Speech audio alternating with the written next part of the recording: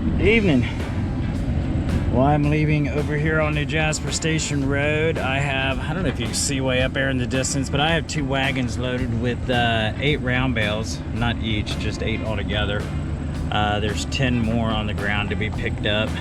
There's 1 round bale out here in Mark's field that I'm trying to get a hold of the neighbor that he can take those. What else? Oh, there's trash cans to my right. I'm gonna have to go to them. Okay.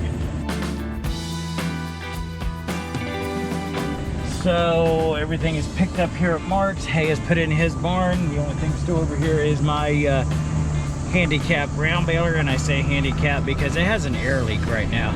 I was able to round bale yesterday evening, but I had to keep running over here to Brian Witt's horse farm to get air. You know, there's air in there that for the airbags. That's what keeps tension on the bale and all that good stuff. So.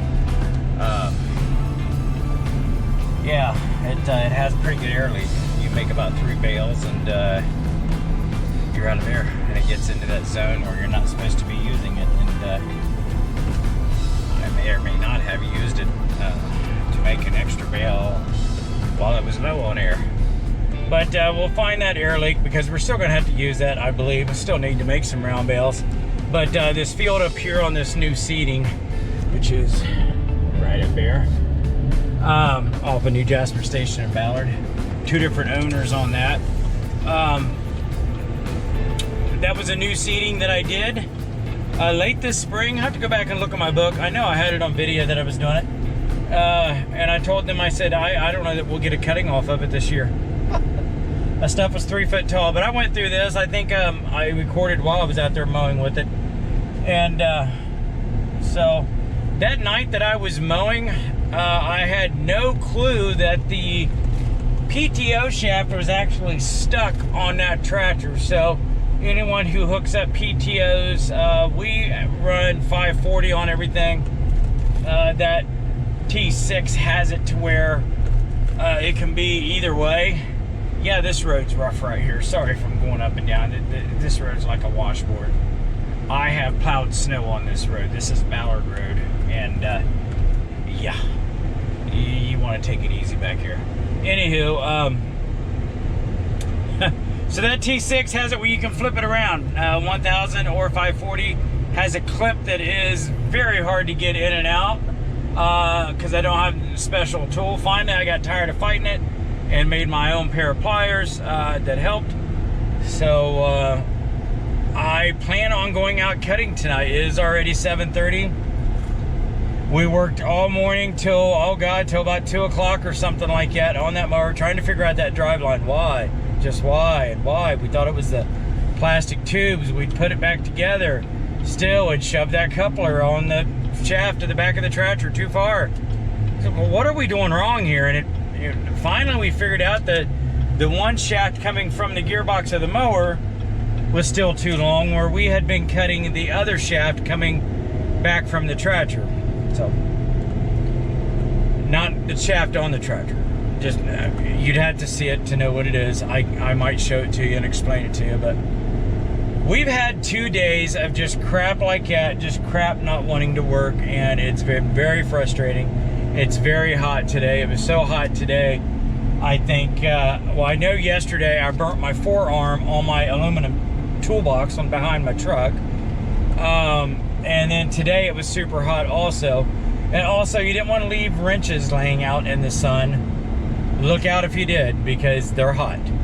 It's just been hot. And thank God it's not super humid. That would be bad. I think we got a decent chance of rain Wednesday morning. I'm going to check it out again here.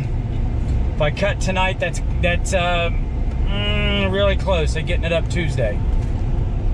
We'll see. I got some second cutting stuff I'd like to get down. So there's one first cutting field that it needs to get down yet, and I'm not going over there on a Sunday evening at 7:30. Some people do have regular day jobs, and they might want to relax this evening and not have a tractor and mower running behind their house. I can understand that. I respect that. That can hold on. All right, we're almost back to the farm on this rough riding thing. Good grief. All right, we'll see you. Okay, well, I just checked in for night shift. How y'all doing? And I'm going through Jack's back field right now, or his lane, heading up to Kirkendall's field. I have to go through Jack's field to get to Kirkendall's field. And that cow and calf you just seen, I'm pretty sure is the same ones that a few weeks ago I was over here, and when the neighbors had called and said there's a tree down, I'm pretty sure Jack's fence is smashed. You might want to go check, make sure his cattle's not able to get out or whatever. It was just about dark. I'd had a couple beers. I got on the side beside the mule and come over here. Could not find no tree, but I did find a cow standing by herself way back in the back of the pasture, and wanted to get her up front. I mean, she was way back here, and not even nowhere near the rest of the herd. And then I found her calf. She had just had a calf sometime that day, and managed to get both of them up with the rest of the herd that night. So, crazy thing is, there's a bunch of little calves over here, and I think a couple of them should be mine. And here's why. Our one bull that we had from Big Red a couple years ago, we named him Brownie. Pretty sure I had him on video. In fact, he was born right out there behind the old barn that is no longer there. So yesterday, as I was recording, my battery decided to go dead. I wanted to show you the outcome of what Big Red had. So this guy is now about 24 hours old. Look at the size of him. Right now we're calling him Brownie. That might stick, but good sized calf. Right, Big Red? So what is that in your hand, and what are you doing? It's all right, sweetie. I know, I'm not gonna bother. I love my cows. Even though I haven't known you very long. Just all winter, right? All right, you're a good mama. Been a real good mama. He was gonna be my replacement bull. Jack had some guys round up some of his cattle to be taken off for sale. Got his paperwork back and noticed his bull was in that trailer and got sold. I mean, yeah, he got some money out of him, but he's left without a bull. So he's got, you know, nobody to breed his cows. I said, well, I've got this bull over here. He says, oh no, not your big one, which he's talking about Buster. Nope, can't do that. He'll break my cows. We're gonna find out how well this parking brake holds on this T6. Anyway, he said, you'll break my cows. I said, yeah. He is a big boy. He said, what else you got? I said, I got this one, we call him Brownie, a couple years old. He was gonna be my replacement bull. He's out of the bloodline. I bought his mother already bred, and that was gonna be the replacement. And man, this gate is covered in ants again. Why do they do that? Why? And when I move this gate, it gets worse. Anyway, so I brought Brownie over here. And on the way over here, the ladies, the cows, knew he was in the trailer. And they were getting all excited. Oh, hey, I'm over here. At that time, the cows were over at his house. But they were all excited. Dropped Brownie off. Brownie stayed here most of the winter. I think all winter. Jack said, oh, your bull's not doing nothing. I think he's broken. I said, broken? He says, yeah. He says, I haven't seen him doing anything. We let it go for a while, and I came over and checked him out and said, Jack, I think I seen him sniffing around some cows. That step down there might be loose. I seen him sniffing around some cows, and he said, well, I'm just not real sure, Jeff. I don't think he's working out. I said, well, shoot. So, I guess that's the lowest gear we have in high range. Parking brake held. Tractor's still here. Come over, check on him again.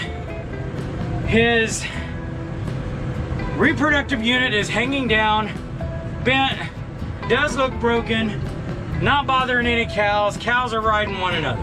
We had him butchered. I mean, what good is a broken bull? His thing was definitely not looking good. What do we find out? A couple months later, there's calves running all over the place over here. And some of them are brown. Brownie was brown, his mom was red. Goddamn, don't get on me. So, I'm seeing like, last time I talked to Jack, he said there were 7. I think there might be like 8 or 9 calves out there. And if so, by right, shouldn't a couple of them be mine? I think so, and I think Jack would be okay with that. So, and again, if I got a couple bulls, we'd have a bull out of the bloodline. Which is good. It's good for raising cattle. I don't know, need to talk to Jack about that. Afternoon. Well, we have hay to bale back at Kirkendall's. And Dad should just about be there. Mike should be over there getting the rake hooked up. Dad's gonna be just about behind Mike with the rake. But it's good second cutting grass and hearing thunder and seeing this dark sky. I'm really hoping it kind of like splits us. It kind of might on the radar. I just talked to a guy down around Spring Valley, and he said it's still west of him. So maybe we can get some hay made. I'm taking the 26-footer over with me. We'll see. That's thunder. Yeah, that's a 15% chance too, by the way. And I think we'll go ahead and close this door. Hi, Big Black. I'm not talking about you. You don't have to keep looking this way. Yeah, that's a 15% chance. When I went home at noon and ate and came back out, I was like, whoa. But I checked the weather before I went in and ate, and we were still good for this afternoon. Like I said, 15% chance. When I came outside and looked, I was like, oh my gosh. I just backed that in a few minutes ago, the hay on the gooseneck, because, you know, looks like it might rain. The plan is here, I'm gonna leave this open because if we have to come home in a hurry with hay on a wagon, it's getting pulled in here. So that's that. Well, in an interesting change of events, the sun is back out and we are bailing. Mike is over there raking. He should be just about done. I see the rake in the air and him going through the field, so not sure what that means. Okay, maybe he thinks it's down. I don't know. I'm sure he's got a reason for what he's doing. Yeah, I don't know. Okay, Dad just dropped the last 10 I need to finish out that wagon load. Usually I put like 190 on it. This is gonna make 160. I'm going down that hill over there in Jack's pasture. That's plenty. We don't need another accident like Dad had once before, where he tried to take 2 loaded wagons down that hill. Yeah, no. Not even sure that I would do that with a tractor. Yeah. Your tires start skidding on the wet grass and you're done. Dad is bailing. Cruising right along. We had a few raindrops when we first started. And man, the bales were heavy, they were tough. So I backed the pressure way off and seem to be doing a lot better. So they're not 70 pounds anyway. I know these things are gonna be a little bit tough. We're gonna have to watch them in the barn. Like I said, we're not running a moisture meter on that T6. We don't have it. It's in our T4. This makes about a week that our tractor has been there, I think. Yeah, exactly a week. I think it was last Tuesday evening I took it there. They didn't work on it until yesterday. I think they started working on it yesterday. Unless they worked on it Saturday, I don't know. Yeah, I don't know. Evening. All right. Well, let's talk about this T106. I'm mowing hay with it right now. This is behind my house. Those are my cows. Sorry, boys. Anyway, I'm using it on this hill. Now, my tractor, or our T4 anyway, would struggle and slide right there. That's probably the toughest part of this. The grass is wet. I don't know if you can see the tires. I wanted to give it a little test here. I'm gonna gear down as much as I can. Yep, that is it. A couple of hands here. Sorry. Anywho, swing her around to my right side. We're gonna be going down the hill here in a minute. Let's talk about it. So, salesman called me today. Wants to make us a deal. We're supposed to talk in the morning. This is Thursday evening, and I'm just gonna take it nice and easy. I'm going down the hill. Wants to talk to us about this tractor. So, I don't know. I don't know what kind of numbers he's got. We do like the tractor. We wanted so this is a T6. We have a T4. We were looking at maybe a T5 with this same transmission. I think they call it electro command. I could be wrong on that. I need to look that up. But that's what we wanted. But when he called me this morning, he said CNH, which is Case New Holland. Yes, Case IH and New Holland tractors. A lot of them come down the same assembly line. If I'm wrong, correct me. Are no longer making two-wheel drive tractors, from what he said. And we can't get one. We can't get a two-wheel drive. So you said, well, just go with the four-wheel drive, you big dummy. What's the matter with four-wheel drive? If you've watched any of my videos, unless you're new to this channel, we're up and down the road quite a bit. And this T6 or a T5 would not go on my gooseneck trailer. I'm almost sure the T5 would be too heavy, especially if it's four-wheel drive. But we're up and down the road quite a bit, and those front tires on a two-wheel drive are a lot cheaper than your big 28-inch tires or whatever would be on there, ag tires. So those wear out pretty bad on a four-wheel drive tractor going down the road. I could show you my Mahindra, but we trailer that whenever I can. I try and keep it off the road for that purpose. We don't want a four-wheel drive. We don't need it. This tractor, two-wheel drive, I know it's heavy. A T5 would be heavy if you hang some weights on the front. This one's got 1,000 pounds hanging on the front. Would not slide on the hills with this mower. The mower is the heaviest thing we're going to have behind a tractor. It would do just fine. He wants to make us a heck of a deal on this.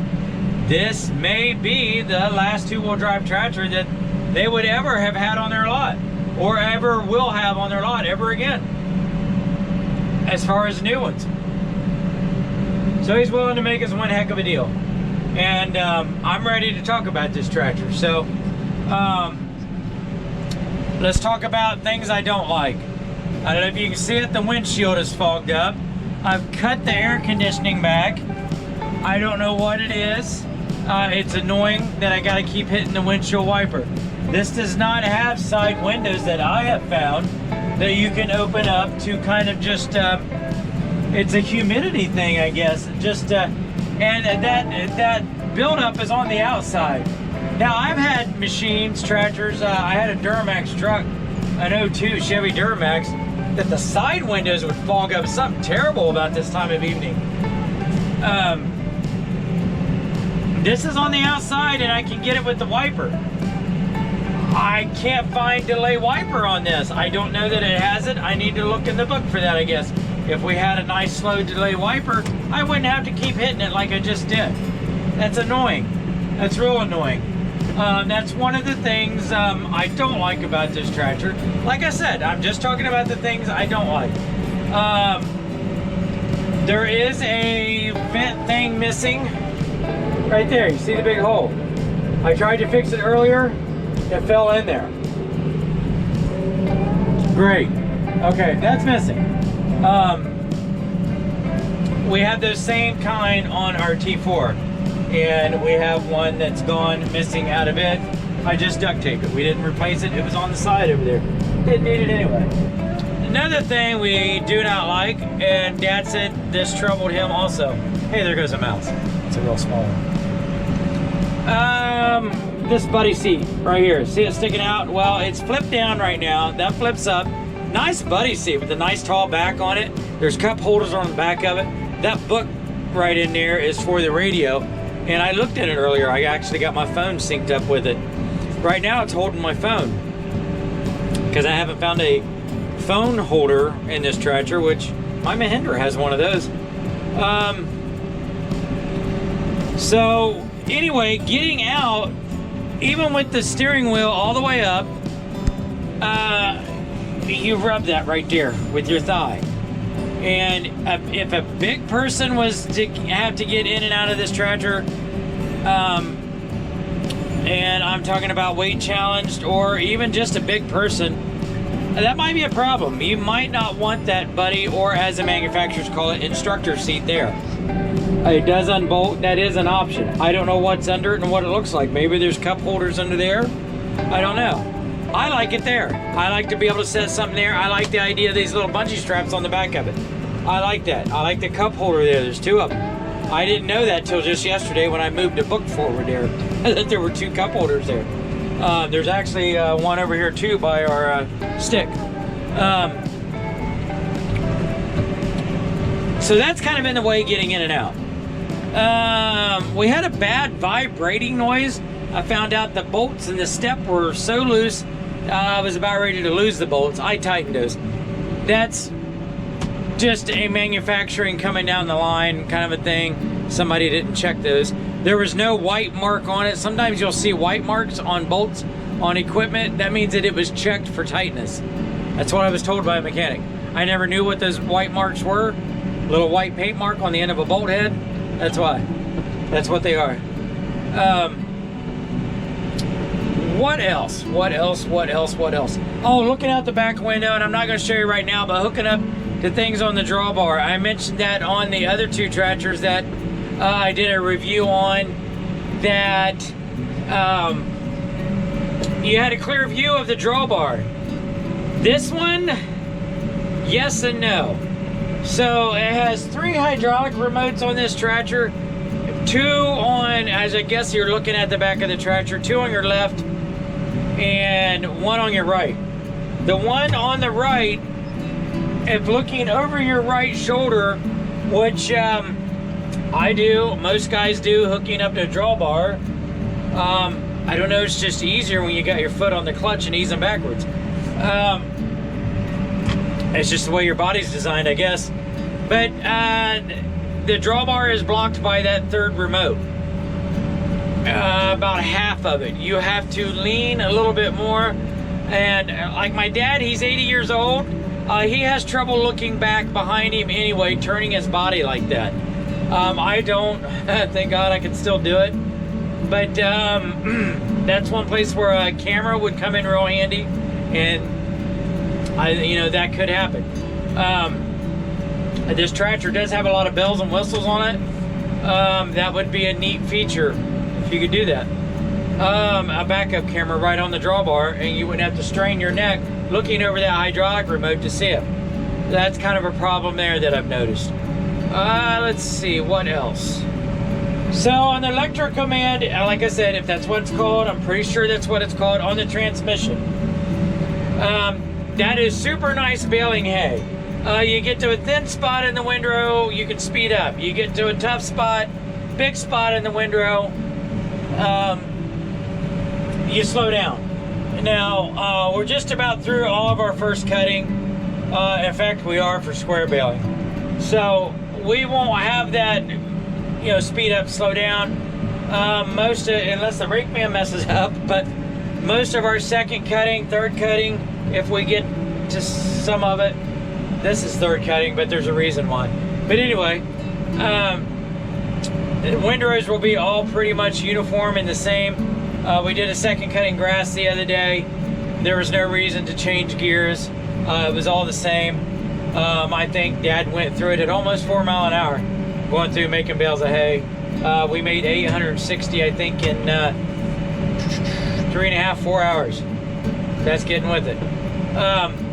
The most I have done with our other T4 tractor is 320 bales an hour, and that's no joke. I may have videoed it, probably didn't. Anyway, I know I called somebody about it.